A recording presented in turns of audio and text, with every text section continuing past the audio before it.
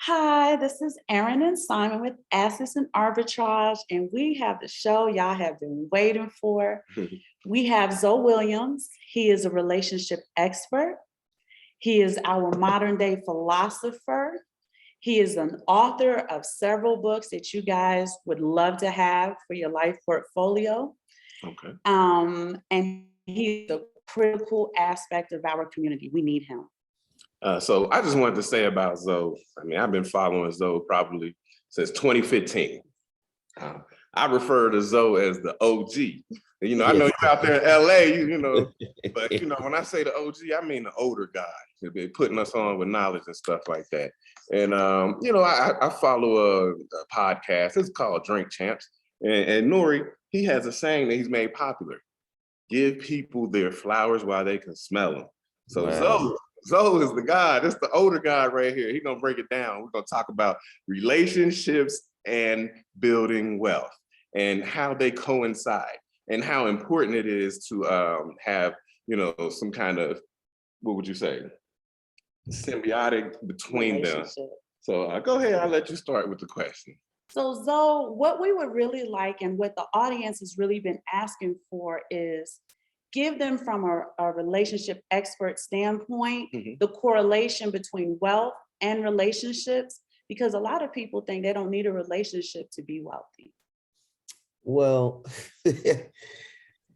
here's the thing. Riches, you know, you could say riches is about materialism, accumulating things, houses, cars, money. I see that as riches, right? Or I define that as riches, you know, materialistic things.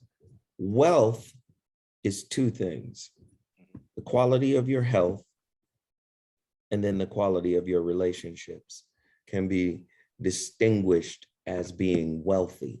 See, you cannot have all of the materialistic things that riches bring, you know, like the fancy house, the fancy car, you know, the fancy clothes, money. You can have all of that and still be exceedingly wealthy in terms of being loved, first by self and then by others. But I think in this society, people are conditioned to think having things is better or more meaningful, listen to what I'm about to say, than having self. Most people will sell themselves because A, they've never met themselves, B, they've never approved of themselves, they've never accepted themselves, they've never loved themselves. So it's something that they could sell, right? When we look at the word dignity, right? The word dignity itself means worth. So how many people sell what little self-worth they have in order for more things? See, that's the accumulation of riches. Wealth is the development of self, and then seeing that development or attracting that development, you know, in another person, like of the same level of development. Can you imagine you get better, the quality of your relationships get better, right? But most people don't see that because this is not something that is practiced. This is not something that is taught. You know, self-approval, self-acceptance leads to the mirror reflection of that in relationships.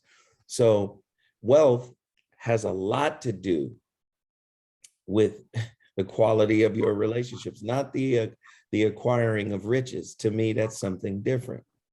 But then on a social level, being in a relationship with somebody and having the money, you know, the disposable income to be able to go on vacations, to be able to, you know, go to dinner, movies, you know, do nice things, that's good too.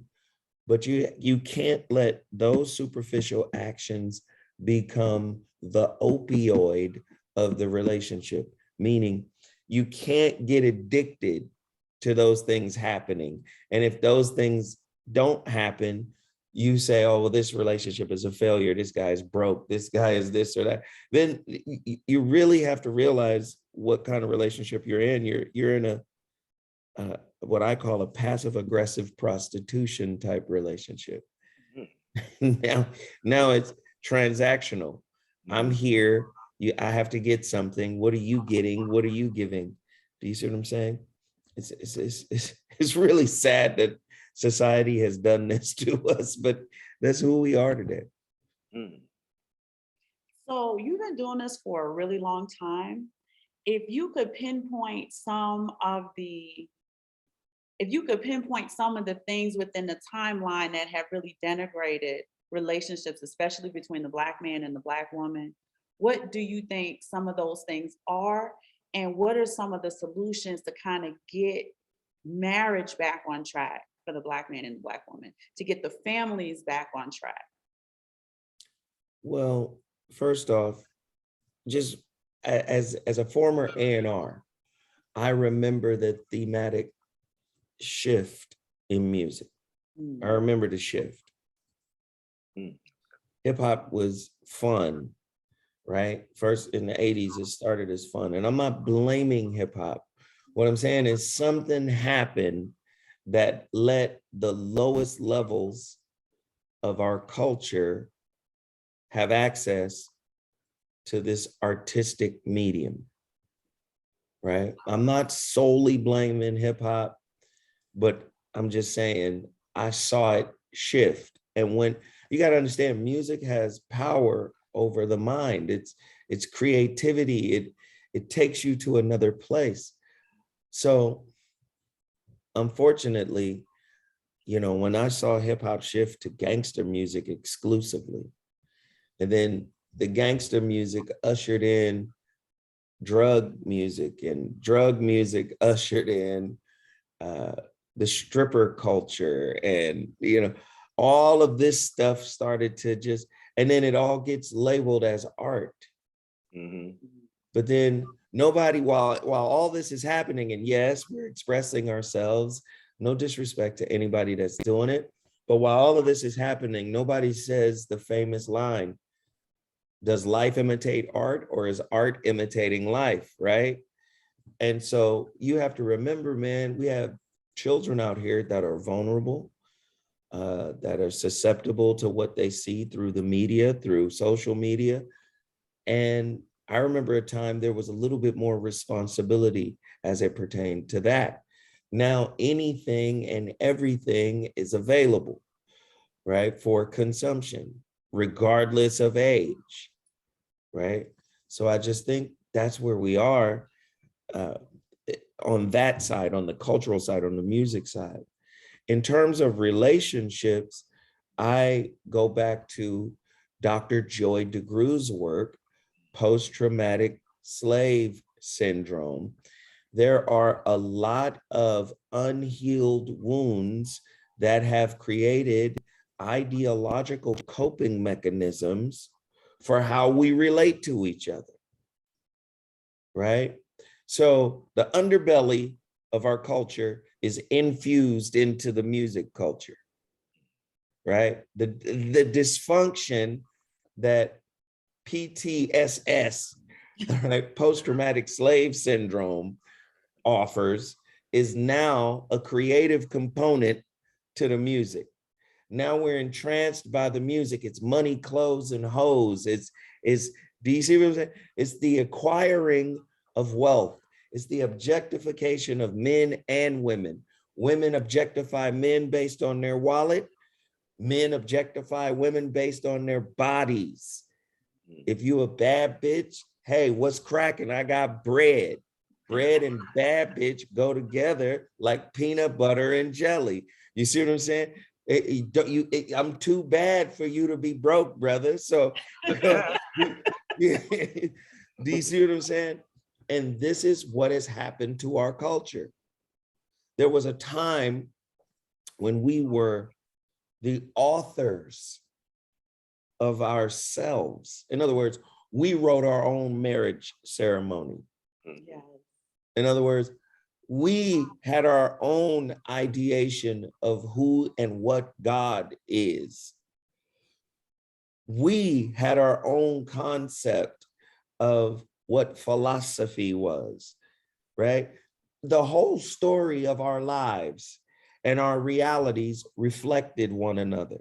Now, we are ideological wards of the people who not only envy us and coveted our position, but subjugated us.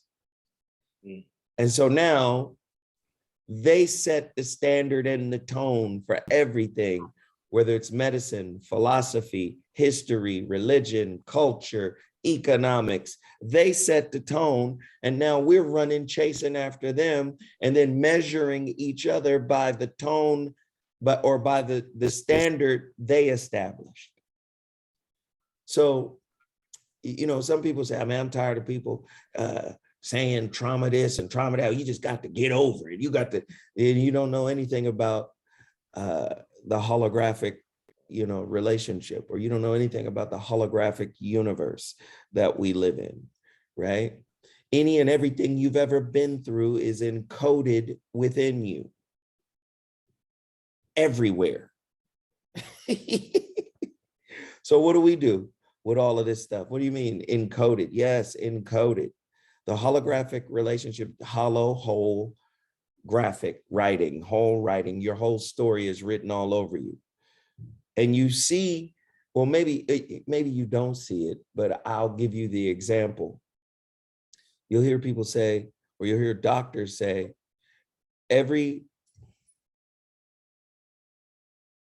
what happened? Am I the host? What happened? Are we gone? Are you guys still, okay. Hopefully you guys are still with me. Are you guys still with me? Ah, man, did I lose them? Are they gone? We lost you just a little bit. So I just want you to backtrack to the people who held us in the highest esteem. Yes. They coveted what we wanted. They subjugated us. Let me just make sure it's recording. It's recording. And I can edit it, make it real clean. Yes. Okay. I just want to make sure we were still there. I was like, what happened? Where did we go? No, but what I was saying to tie up that point, right? And you know, I was basically saying, relationships are holographic. And the reason why they're holographic is because holo means whole, graphic means writing, whole writing, right? And being that your whole story comes with you into relationship, you cannot marginalize or minimize. Listen to what I'm about to say. You cannot marginalize or minimize trauma and what you modeled. Your whole story follows you. You hear John Bowlby in attachment theory talking about how everything follows you, right? Your attachment style follows you. You hear other clinicians talking about the style of your communication in your particular home goes with you into your adult relationships. So John Bowlby and Ainsworth talked about attachment style following you. Like I said, your communication style that you modeled from your home follows you. You hear people say sometimes, oh, my family, we used to tell jokes. We used to joke on each other all the time, right? Well, you know, other people's families may not be that way, might be sensitive to joke, you know. So we model all of these things and we carry it with us. Trauma works the same way. This is why I say it's holographic. It's a whole writing that goes with you. You hear some medical doctors also say that, and this is very interesting, every sexual partner you've ever been with comes with you. So it's holographic. Life is holographic. What does that mean, Zoe? Until you reconcile what you modeled in your inception. You hear Bill Lipton author of The Biology of Belief, saying for the first 7 years of your life, that's where everything is pre-recorded. That's how you have recorded everything you're going to be from 0 to 7. And then for the rest of your life, you're playing it out and trying to reconcile everything you recorded during that time. Well, we could say that that time is imprint vulnerability. And that means the whole story for that first 7 years, whatever happened within that first 7 years, is going to manifest itself holographically in your interactions. Your whole story goes with you, regardless of you putting your best foot forward, regardless of you wearing the Carl Jung mask to cover, right, whatever darkness is in you. Again, relationships are designed to reveal that, regardless of the behavioral performance you put on. See, let me just say, man, relationships are easy to talk about, right? Because everybody is in them. You're a human being. You're designed to be in relationships. So everybody feel like, you know, they could talk about relationships, and they can, because everybody is an expert of their particular experience, right? Nobody can be an expert of your experience. So everybody is talking about it.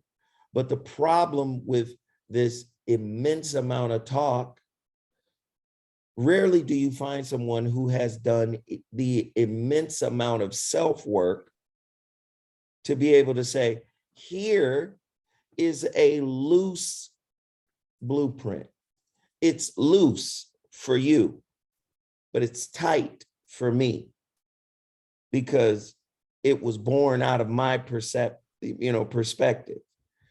You can take, this is Bruce Lee again, take what you can use and leave the rest, right? So, but what happens is we're in a society of people who are self-lazy.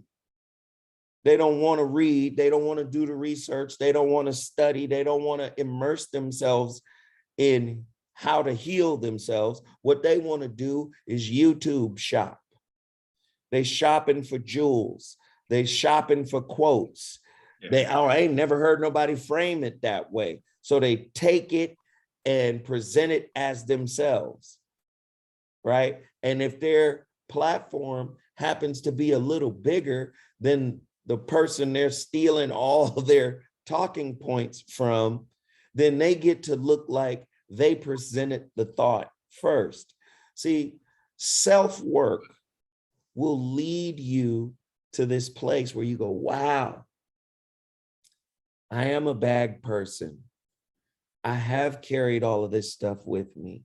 I have cultivated coping mechanisms that are designed to manipulate and control my partner to fit in a box that will put me at ease so I can open up and be vulnerable. So my wound is safe around this person. But see, what you don't realize is the person is supposed to exacerbate the wound, so it sends an indicator to you that the wound is not healed. Coping mechanisms just make the wound comfortable. You don't want, here, have a seat. Here's a pillow. Here, you want some tea? You don't want to do that to the wound. What you want to do is look at the wound. This is how you heal. You look at the wound without judgment. You accept the wound without criticism. You embrace the wound with unconditional love. Do you know how many people beat themselves up internally and judge themselves because they haven't been able to forgive themselves for whatever minor role or inconsequential role that they played in something? Or maybe even they played a major role. Maybe they played a significant role. But the bottom line is there is much grace and there is much growth in the embracing right? Of what you co-created, of the wounds that still exist in your spirit. Because I'm gonna tell you right now, those wounds are not only holographic, they're magnetic. They're gonna pull in what I call situation shifts. Not a situation ship. Oh, I'm in a situation ship. Somebody made a song and next thing you know, it's a word. So I said, let's change it and give it some real meaning. Situation shift. You get in a situation shift, which is designed to shift your consciousness for better or for worse, depending on you accepting the work that the person is reflecting back to you. Why is it that your partner can trigger you when other people can't? Other people be triggering me. You see what I'm saying? No, but I'm saying your partner knows exactly where every button is. Right. They know the secret buttons. They know the button in your shoe. They know everything organically. And what I told people was, yo, we compatible. Yes. Oh, me and my man or me and my girl, we compatible. And I say, are your wounds compatible? See, because you don't look that deep. You say you're compatible based on what you think. But let me tell you, you're going to always attract somebody whose triggers are also compatible, whose wounds are compatible. And those wounds are designed to irritate each other, to trigger each other, so they can come to your consciousness so you could go, all right, I got a choice. I can either choke this motherfucker. Okay, but if I choke them, I'm gonna go to jail. That's domestic violence charge. Okay. Okay, but I don't like talking to people. This is you talking to you, but you gotta talk to you gotta talk to me. At some point, you're gonna have to have a conversation. You see, that's why you guys trigger each other. So you guys can come to this level of consciousness to where you can make a conscious choice and produce a conscious response instead of an unconscious reaction. Okay. This is how you grow up spiritually. This is what relationships are actually designed for. I know Applebee's got them short ribs and everybody want to go. And I know there's there's hometown buffet, all you can eat. I know the new Thor movie is out, Love and Thor, whatever. I know that there are so many distractions and stimulations associated with what we define as a good relationships, right? When I say a stimulation, doing things, but I'm telling you, your being is more important than your doing. This is why most people don't relate on a level to where there's mutual acceptance of each other, right? We're accepting a promissory note that you can deliver on outcomes we're most concerned with. We're dating outcomes, and we're unaware that our triggers are dating. We're unaware that our triggers are married. We're unaware that our triggers are cohabitating. So in order to not deal with the triggers, let's go do. The only way you can deal with your triggers is through your being. Sit with self. Accept who self is. Nah, I don't want to do that. That's hard work. And it's intangible. How do I know I'm growing? You know what? I'd rather create I'd rather create a whole bunch of principles and stipulations that say my partner has to accept me. It's a deal breaker if they don't accept me. I'm not going to deal with the fact that I don't accept me. Right? I'm going to write another principle or standard. They have to love me. I'm not going to deal with the fact that I don't really love me. There are aspects of me that I don't accept and or love unconditionally. My partner got to make me feel good. I'm not going to deal with the fact, right, that happiness is an inside job. Self-esteem, self-worth, self-approval, self-acknowledgement, all of the things that we make standard. Self-respect. My partner got to respect me. No. What if you don't respect you? How you going to have negative self-talk towards yourself and expect your partner not to have negative self-talk towards you? Your partner don't have to see you kicking your own ass. It's an energy, it's a frequency, it's a vibration. So if you have an inner struggle and you think, man, my Carl Jung mask game is so cold, my partner never will be able to see the real me. I'm gonna keep this facade up. But the energy is holographic and the energy is seeping through. The energy is everywhere, right?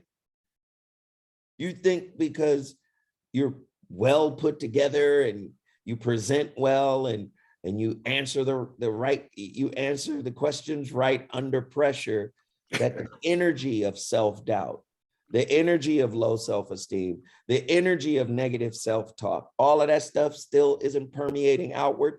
That is the holographic relationship. The whole of you, regardless of how you try to obfuscate it, regardless of how you try to cover it, is permeating outward on an energetic frequency, vibrational level to all those you interact with.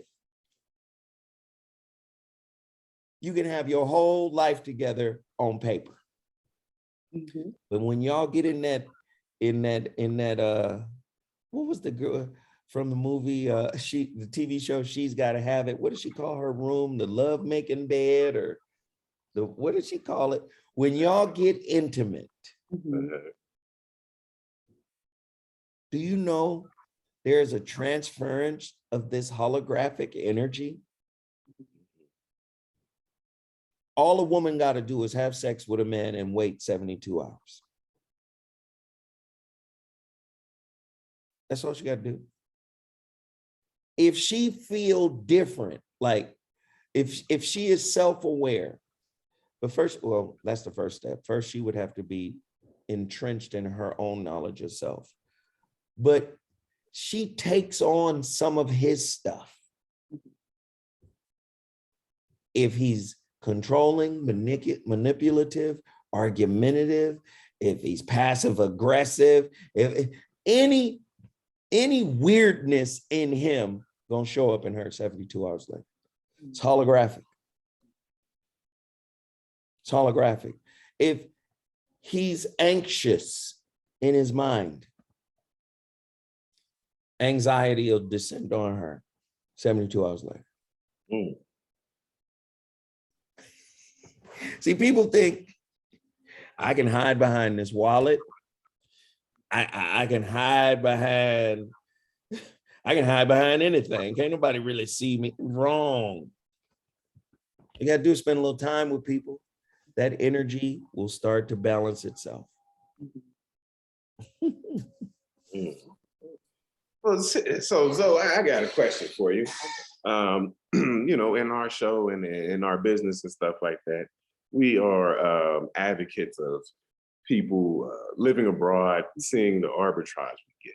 But what we noticed is once we moved abroad and moved out of the United States, it was like what she likes to say, we were living in a bubble, and it allowed our our marriage to grow and compound, and you know, it just didn't have all the things that were going on in the United States. You know, we're kind of like in a rural area, and we can just really focus on ourselves and each other. Is that something? I mean, what do you think about that? That's exactly what I was talking about. When you are conditioned a certain way, you don't know. I mean, that's your normal. You don't know that it's counterproductive. for your spiritual maturation. Right. So you went abroad to get outside of a bubble that you were conditioned in. You had to learn new social game rules by living abroad because they got different laws and rules and culture. Mhm. So their culture was different. You couldn't just be American. You had to figure out how to be whatever you were over there. Even if it wasn't about emulation, it was about educating yourself on who these people are and how they get down culturally. And that actually extrapolated you out of where you were cultured, and then it broadened your perspective. It expanded your perspective. And then you felt like, man, there's a pressure off of me because we ain't got to fake the funk. What is it? The Joneses, trying to be like the Joneses and trying to do all of the things that we were cultured to do as normal to express that we're interested in something. None of that stuff mattered when you went abroad. You guys were operating in a different space. And it probably opened up a window for you guys to be able to see each other clearly. Right? We see through the filter of our families. We see through the filter of family trauma. We see through the filter of our community. We see through the filter of community trauma. All of them have social game rules. We see through the filter of the nation and its national traumas. But then we see through the filter of our religion. We see through the filter of our politics. We see through all of these filters.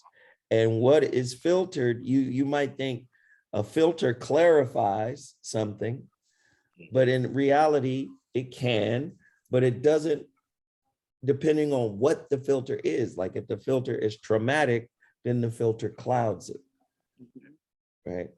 If you're seeing through a clouded filter based on unhealed wounds, man, you're going to behave a different way. You're going to have different kinds of expectations and demands.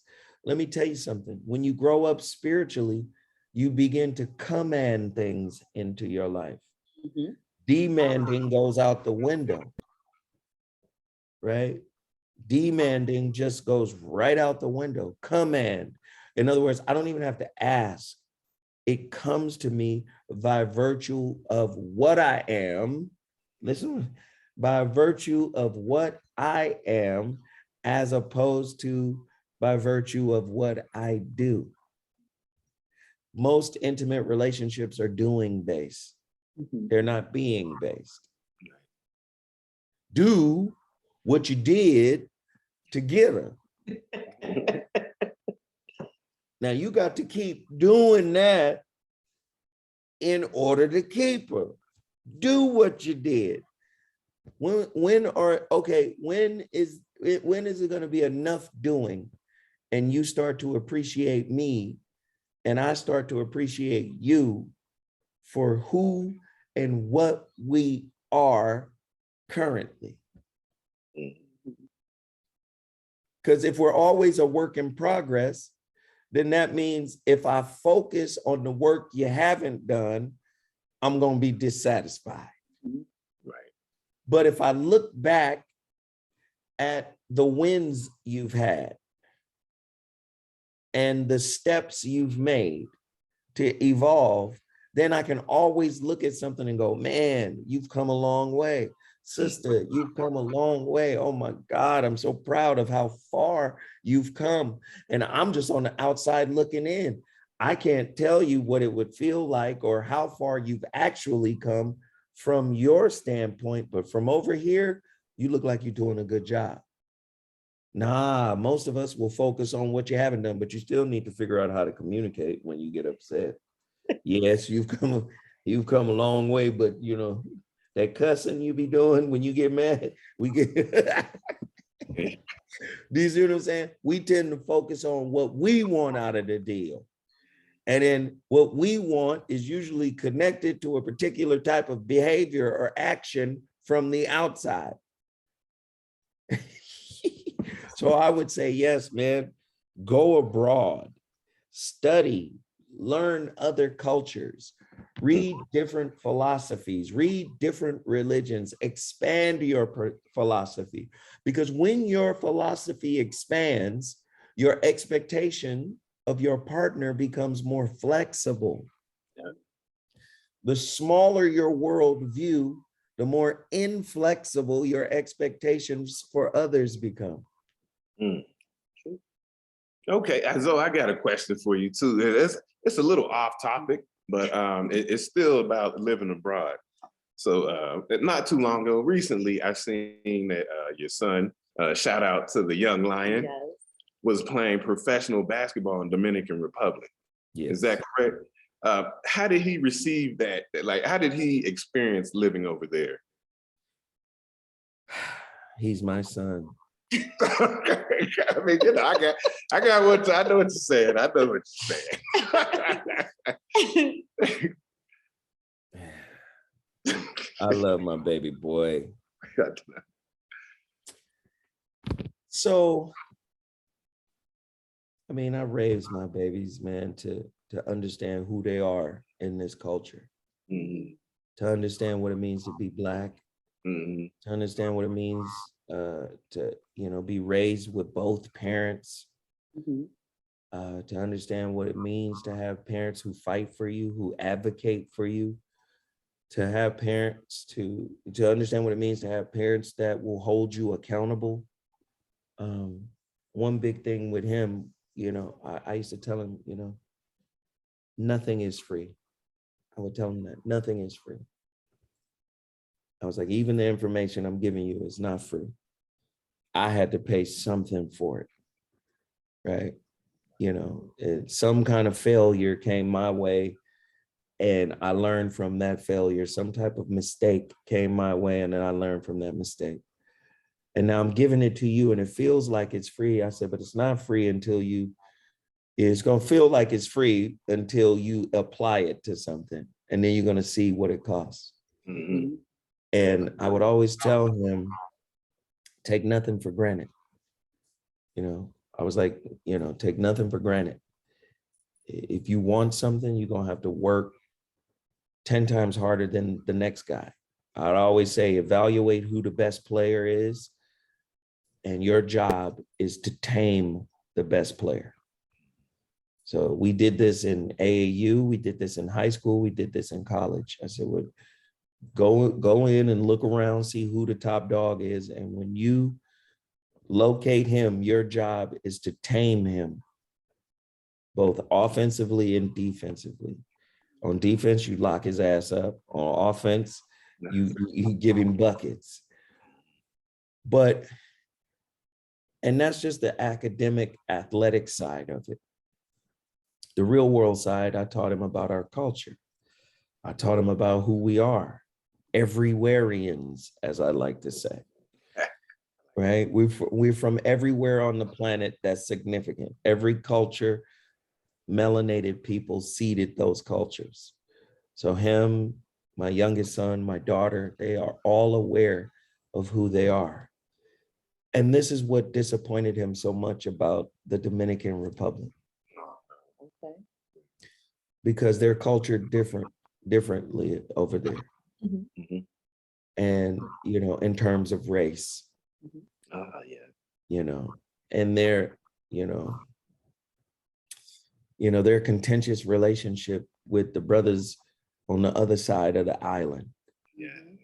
Yes, indeed. And that light skin, we not Black shit, you know. So that bothered him a little bit, because they even created a distinction between Dominicans and African Americans. Mhm. Okay. You know, that, you know, it was a new experience to him. He did not understand what we brothers, we all brothers. There's a Dominican braiding my hair right now. Like, no, they not, you know. So he had to understand that. They brought him over as a booster. Okay. Now he's a professional ball player, but they brought him over as a booster. I said, "No, what is a booster?" Oh, I'm just here to boost their team. Okay. So just even the framing, it's their team.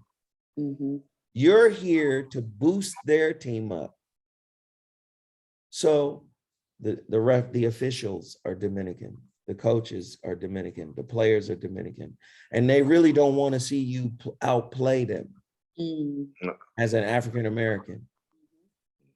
They don't want to see, they don't want it to be like, it's because of this African American that we won the title. Right. Okay. No, they see him as a basketball vitamin. Mm. He's a supplement. Mhm. And when you shine too much over there and you're not Dominican, and in one way I respect it, right? In one way, it's like all Dominican, all day, all Dominican. It's us against the world. Part of me respects that. But the other part of me goes, do you not know how you got there to the island of Hispaniola? Like, do you not know your history? Do you not know your bloodline? Right. You know, but, you know, it was, you know, a learning situation for him. He had to go through some growing pains. I mean, they stopped passing him the ball at one point because he was leading the league in scoring at like 27 points a game. It says, you know what? No, he's not Dominican. Stop passing the ball. In one game, they were down by 1.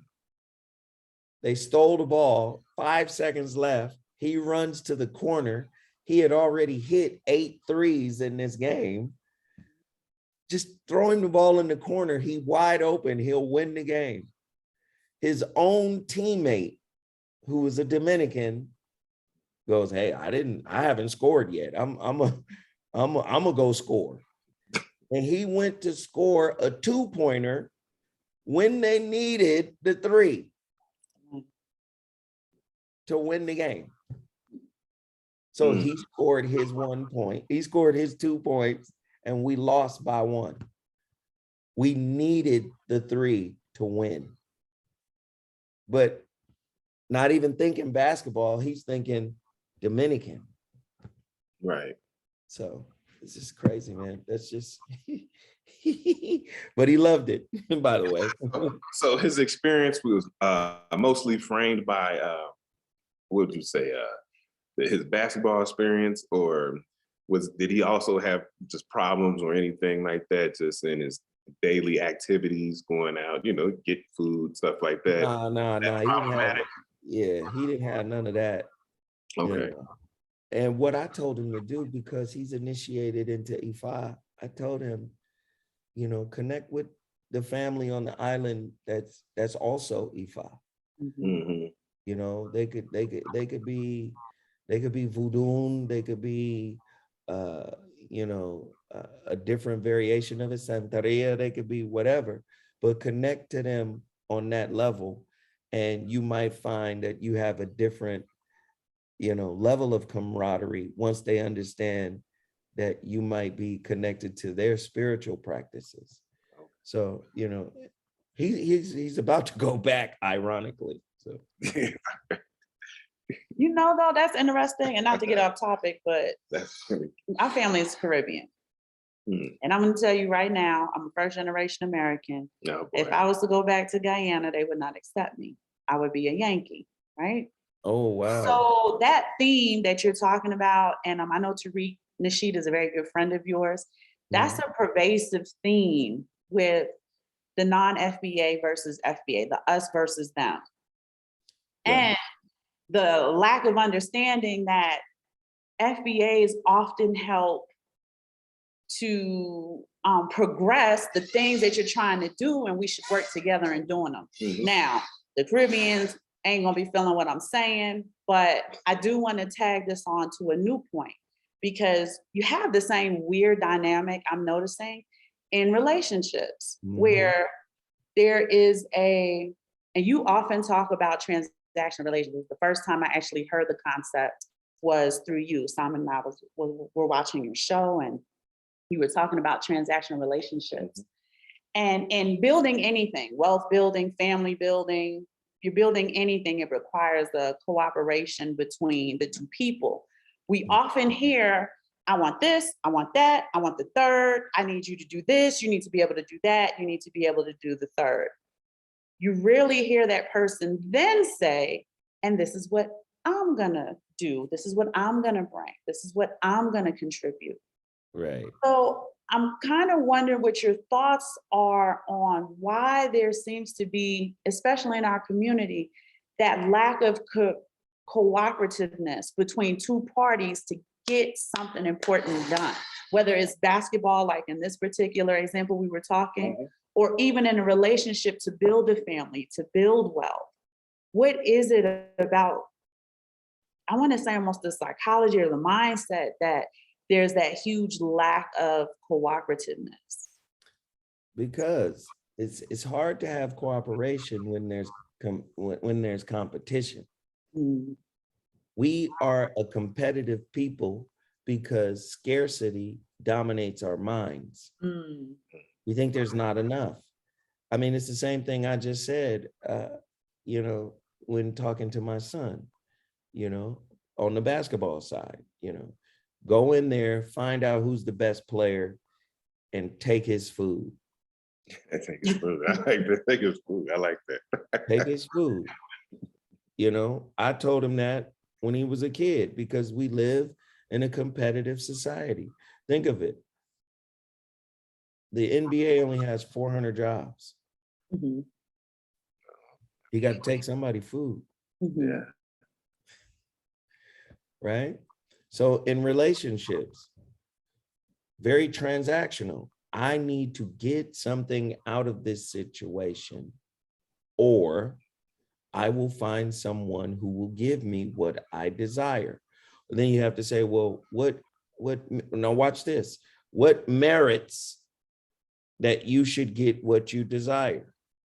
Well, if it's a woman, she's going to say, I'm 5'10", or I'm 5'6", or I'm 5'5", or I'm brown. I got a small waist. I'm proportioned. And then when you see her and you go, oh, wow, she's fine. She's a baddie. Beauty and booty serves as a type of relationship currency. Right. Oh, okay. Right? For men, men are not going to tolerate an ugly woman making demands. Right? But look, let's go deeper. Who determines what's ugly? Typically, white folk again. Mhm. Right? White folk be like, if your face is not symmetrical, are you saying if your face is round? Like Africans, like African Americans, like, because there's a roundness to there's a fullness to our lips, a fullness to our nose. Right? Well, if you don't have the classic features, right? Mhm. So we'll judge women based on beauty, which is a standard that we didn't create for the most part. Right. Not knowing that every phenotype on the planet Earth came from Black folk, every single one, thin lips, thin noses, blue eyes, green eyes, all this came from Black folk. White folk created none of these things, not any of them. They all manifested out of us. But you don't know that because just like your relationship style is modeled by the toxic society in which you live, so is your beauty standards. There's a reason why bleach cream is the #1 cosmetic, what is the word I'm looking for? Product. Mhm. The #1 cosmetic product, which is crazy to me, like it's bananas, but it's the #1 cosmetic product in the third world. Mhm. Yeah. Right? So that means your beauty standards have been compromised by your racist oppressors. Let's just keep it for real, for real. Your racist oppressors have compromised your beauty standards. So beauty and beauty is a type of currency in a transactional relationship. Then on the flip side, The brother ain't gotta be cute.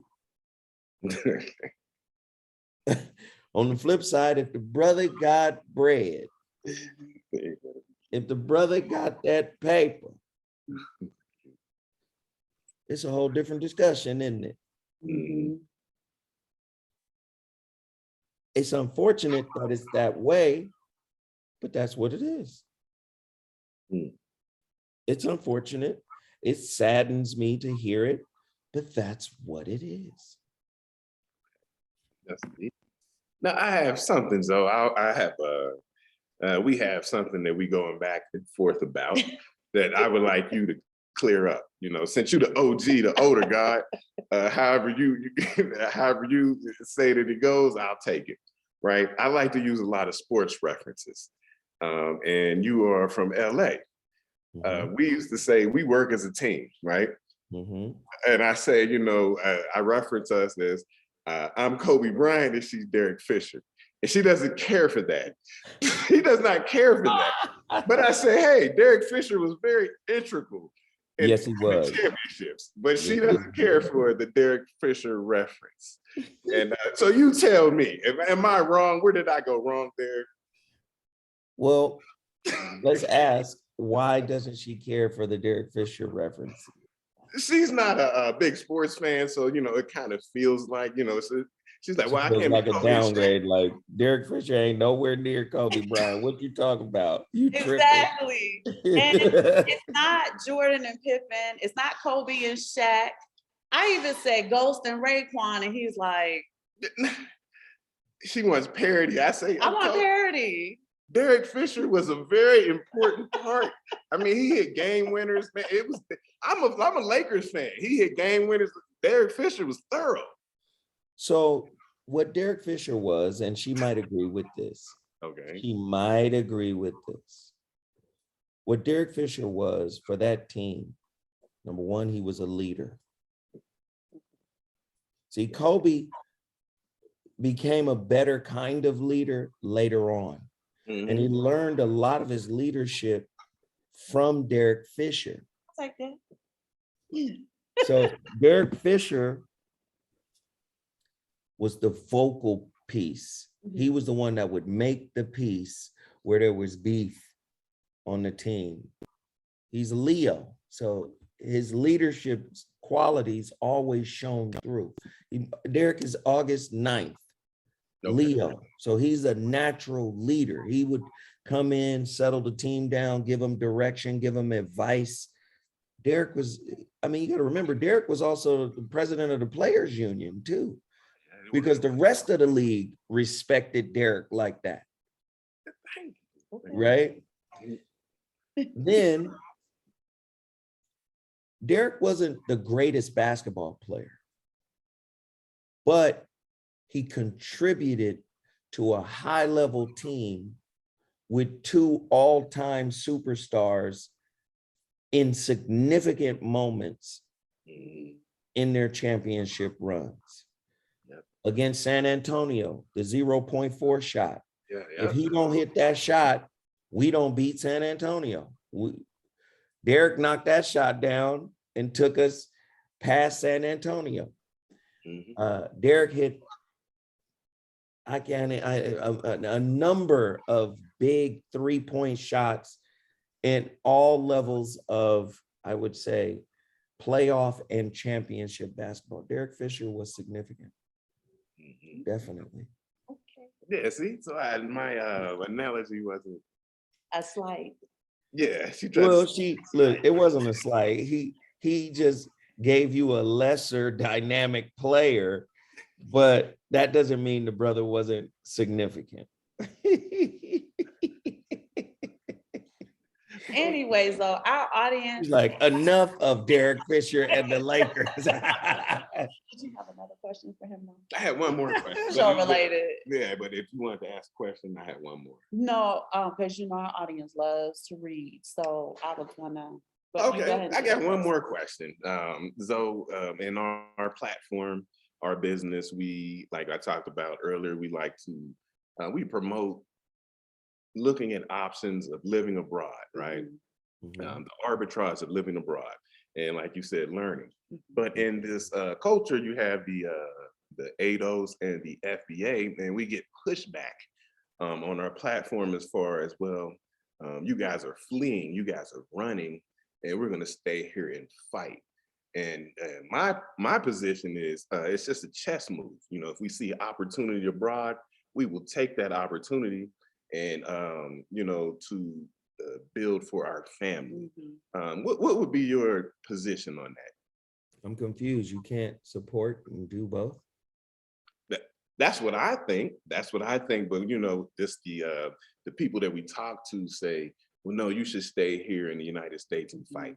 And we say, well, we want to go abroad and just take advantage of some of these opportunities. In order Just to trying to really understand, garner like, that generational wealth. you can't fight by establishing homes in other countries.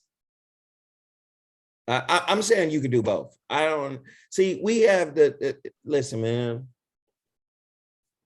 I know both the founders of both of those organizations, and they're both good people to me. But it seems like the people that follow get in this zealot kind of mindset. Yeah. And it becomes, it's either this or that. And it's like, you speaking as an authority, but do you know these brothers who Right. created these movements that you now are an enlisted soldier in? Like, listen, man, like, you can't, I tend to not have conversations with people that are unwilling to see a bigger picture. Okay. So that's just my whole get down. I don't have conversation with an unwilling ear. Okay. I think that's the best way to say that. You have an unwilling ear. In me, you're gonna have an unwilling speaker. Okay. I ain't gonna have nothing to say about it. Like, but I suggest you continue to do what's best for your family in terms of, if there are business situations in other countries, places for you to establish a homestead in other countries, that's going to help you build wealth. Continue to build wealth. Because these are the same people that might say something like, man, I'm getting ready to leave America because it's crazy.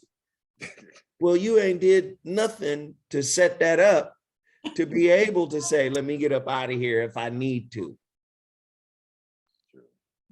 This is very true. So that's all. Like, why can't it be both, brothers? Like, why you got to stay here, fight and die right here? Right where you stand. Why does it have to be so extreme? These are the same brothers who will skip past that passage, brothers and sisters, whoever would say it. And I'm not here to besmirch or disrespect them either. I'm here to add context and expand the conversation. Did you skip past the part in The Art of War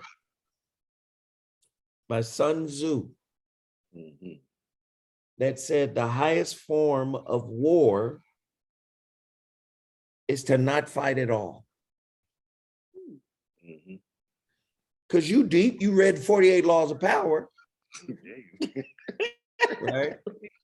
A white man who took spiritual principles and applied them to being manipulative and mercenary. That's what the 48 Laws of Power book is, written by Robert Greene. It takes spiritual concepts and turns them into, this is how you manipulate to come up. Right? Spiritual concept between the student and the teacher. The student and the teacher are mirrors of each other, but the student is well aware that if he remains obedient to the teacher, one day he will become the teacher. The teacher is well aware that if he keeps reflecting back to the student that one day he will be the teacher, that he would have to basically say, okay, I can no longer teach you no more. Now you have to go on and pass it on. First rule of 48 Laws of Power. Never let your boss know that you're smarter than him. It took spiritual concepts and turned them into manipulation. Why? Because you're in a competitive, and I'm not saying it's bad. I'm saying it makes sense for the culture you live in. Krishnamurti, it is no measure of health to be fully integrated into a toxic society. Well, the 48 laws of power helps you integrate into the toxic society by being what the toxic society is, a system of manipulation. You better not show your boss you smarter than him, because he gonna feel butthurt and insecure, and he gonna be low-key trying to cut you down. This is true. So he took spiritual principles and turned them into manipulative principles. Took the light side. This is the Jedi book. I got to teach you how to be a Sith if you're gonna live here. Right? All I'm saying is, man, you could do both. You could support both those brothers' organizations. Right. You could support those organizations. You could fight with those organizations. You could stand in solidarity with those organizations, while at the same time, you could put together a portfolio of homes all over the fucking world. Build some wealth. That's heavy. I love it. I love it. So yeah, go. You finish out with your question. I know you have your specific questions. No, it's for Zoe. We would like to introduce your content to our audience who have been asking. So I would love for you to talk about your radio show, the Zoe What Show, your books. We're gonna make sure we have all of it in the description box when we air the video on Monday. But I would like for you to go ahead and plug yourself so that they can find you, because one of the main themes we were noticing is that you are not showing up in their algorithm, despite them having the relationship content flowing on whether it's Facebook, Instagram, YouTube. We want to figure out ways to open that up so that you start showing up there. We want them to start subscribing and utilizing you as a resource for their life portfolio. Well, I would say first, everybody should go to my KBLA Talk 1580 show. I'm on with Tavis Smiley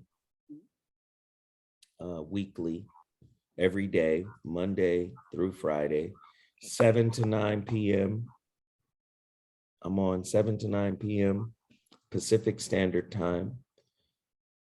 I mean, and we have relationship shows every day on these topics that we were covering right here. I've been doing this since 2008, 2007. Yeah, 2007. I've been doing this for a long time. I have books. The Shrouded Lighthouse is my latest book that came out in October of 2021. It's a new book. The book is on fire, if I do say so myself. A lot of people have written a lot of positive feedback for the book. It's a very powerful book. So I'm excited about that one. The Shrouded Lighthouse. You go there, you go to theshroudedlighthouse.com. That's how you get that book. Also, the book that many people know me from is The Relationship Dismount, How to Stick the Landing When Exiting a Toxic Relationship. And I'm tired of people taking from these books and not citing their source. Just say, yo, man, I saw a girl on the TV show say, I'm not good at the dismount. I said, what? Now, Zoe, for context, and she said it in one of our shows, we cite you citing Krishnamurti, we cite you citing. Yeah, we always cite you. We always cite you citing. Yes, and I appreciate that. I try to cite everybody I speak of, right? That inspired me. But man, but I said that's the culture we're in. We're a culture of jewel shoppers. Mm-hmm. We want the jewel, we just don't want to mine the jewel. Mm-hmm. But Relationship Dismount is on Amazon.com in multiple formats, paperback, Audible, Kindle, multiple formats.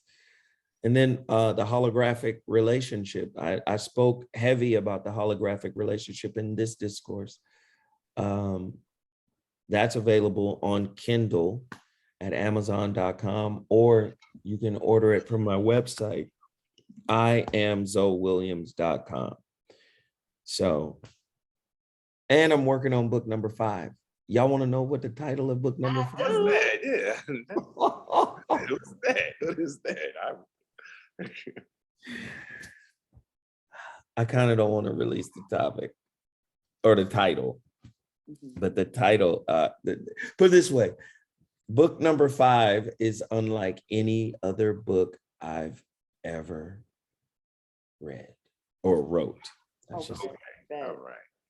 Okay. It's going to take us in an entirely different direction. Like the other books were the setup for this one. Okay. Gotcha. This one is a complete departure from what built you into what you are. And that's all. When I tell you this new book is bananas.